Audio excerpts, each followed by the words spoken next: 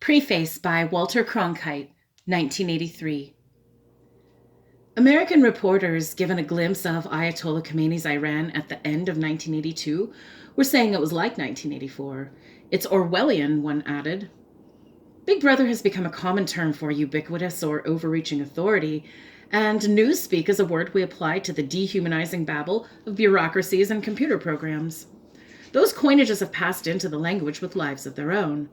They are familiar to millions who have never read 1984, who may not even know it as a novel written 35 years ago by English socialist Eric Blair, who became famous under the pen name George Orwell. Seldom has a book provided a greater wealth of symbols for its age and for the generations to follow, and seldom have literary symbols been invested with such power. How is that? Because they were so useful, and because the features of the world he drew, outlandish as they were, also were familiar. They are familiar today, and they were familiar when the book was first published in 1949. We've met Big Brother in Stalin and Hitler and Khomeini. We hear newspeak in every use of the language to manipulate, deceive, to cover the harsh realities with the soft snow of euphemism. And every time a political leader expects or demands that we believe the absurd, we experience the mental process Orwell called doublethink. From the show trials of the pre-war Soviet Union to the dungeon courts of the post-revolutionary Iran, 1984's vision of justice as foregone conclusion is familiar to us all. As soon as we were introduced to such things, we realized we had always known them. What Orwell has done was not to foresee the future, but to see the implication of the present, his present and ours, and he touched a common chord. He has given words and shapes to common but unarticulated fears running deep throughout all industrial societies. George Orwell was no prophet, and those who busy themselves keeping score on his predictions and grading his use of the crystal ball miss the point.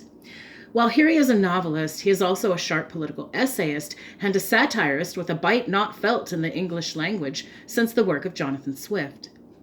If not prophecy, what was 1984?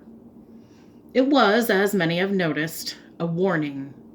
A warning about the future of human freedom in a world where political organization and technology can manufacture power in dimensions that would have stunned the imagination of earlier ages. Orwell drew upon the technology and perhaps some of the science fiction of his day in drawing his picture of 1984. But it was not a work of science fiction he was writing. It was a novelistic essay on power, how it is acquired and maintained, how those who seek it or seek to keep it tend to sacrifice anything and everything in its name. 1984 is an anguished lament and a warning that we may not be strong enough, nor wise enough, nor moral enough to cope with the kind of power we have learned to amass.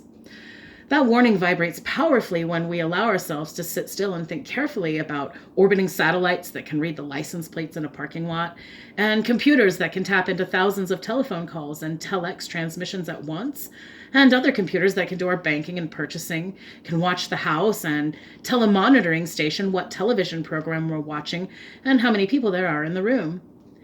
We think of Orwell when we read of scientists who believe that they have located in the human brain the seats of behavioral emotion like aggression, or learn more about the vast potential of genetic engineering.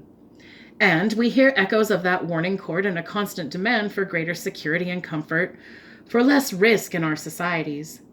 We recognize, however dimly, that greater efficiency, ease, and security may come at a substantial price in freedom, that individual liberty is surrendered for whatever good reason, are still freedoms lost. Critics and scholars may argue quite legitimately about the particular literary merits of 1984, but none can deny its powerful hold on the imagination of whole generations, nor the power of its admonitions, a power that seems to grow rather than lessen with the passage of time. It has been said that 1984 fails as a prophecy because it succeeded as a warning. And although Orwell's terrible vision has been averted by 1984, it's kind of self-congratulatory to say the least, and premature. 1984 may not have arrived on time, but there's also 1985, and so on. Still, the warning has been effective, and every time we use one of those catchphrases, recognizing Big Brother in someone, seeing a 1984 in our future, or noticing something Orwellian, we are listening to that warning again.